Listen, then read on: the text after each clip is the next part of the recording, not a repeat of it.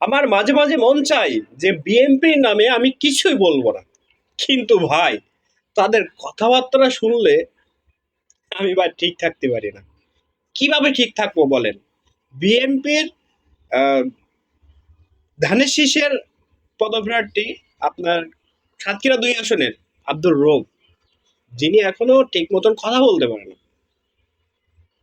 কোন পরিবেশে কিভাবে কথা বলতে হয় এটা সে জানে না। সে কিভাবে মানুষকে মারবে, কিভাবে হুমকি দেবে, কিভাবে চাঁদা আদায় করবে, এই কৌশলটা শিখে রাখছে সারা জীবন। কিছুদিন আগে, মাত্র ৩ মাস আগে বা ২ মাস সামথিং এমন, সে ভাইরাল হলো। যশোরের সঙ্গীত শিল্পী, আবার ওয়াজও করে, সামাদ, তাকে মনে করেন কি বিভিন্ন ধরনের ভাষায় কথা বললো, তাকে হুমকি দিল, তাকে বাস্ট করে দেব এটা বলল, দিয়ে সে বাংলাদেশে ফুল ভাইরাল। মানুষ তাকে সিসি করছে, জুতা পেটা করতে গেছে, কত রকম কাহিনী হলো, প্রশাসনও হস্তক্ষেপ করলো। ভাই তাও তার লজ্জা নাই। ২ দিন আগে সে আবারও ভাইরাল। কিভাবে সে ভাইরাল হলো? তারেক রহমান হয়েছে খুলনাতে এবং সে একজন এমপি হবে, তার তো যোগ্যতা প্রমাণ দিতে হবে, মানুষের সামনে দুটো একটা কথা বলতে হবে। তা না হলে তো সে সংসদে এতগুলো মানুষের সামনে কথা বলতে পারবে না, জনগণের সামনে কথা বলতে পারবে না।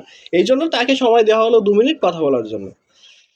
সে স্টেজে উঠে পারে বলে, সাতক্ষীরা জামাতের ঘাঁটি, এখন জামাতের ঘাঁটি নাই, এখন বিএনপির ঘাঁটি হয়ে গেছে।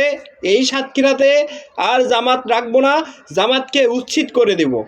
সাতক্ষীরা ওর বাপের জায়গা মনে হয়। বোকাচোদা কোন জায়গায় কোন লেভেলে কথা বলতে হয় এই বোকাচোদা এখনো জানে না।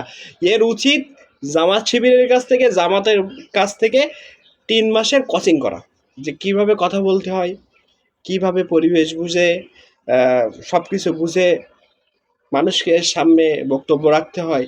৩ মাসের ট্রেনিং নেওয়া উচিত আমি মনে করি।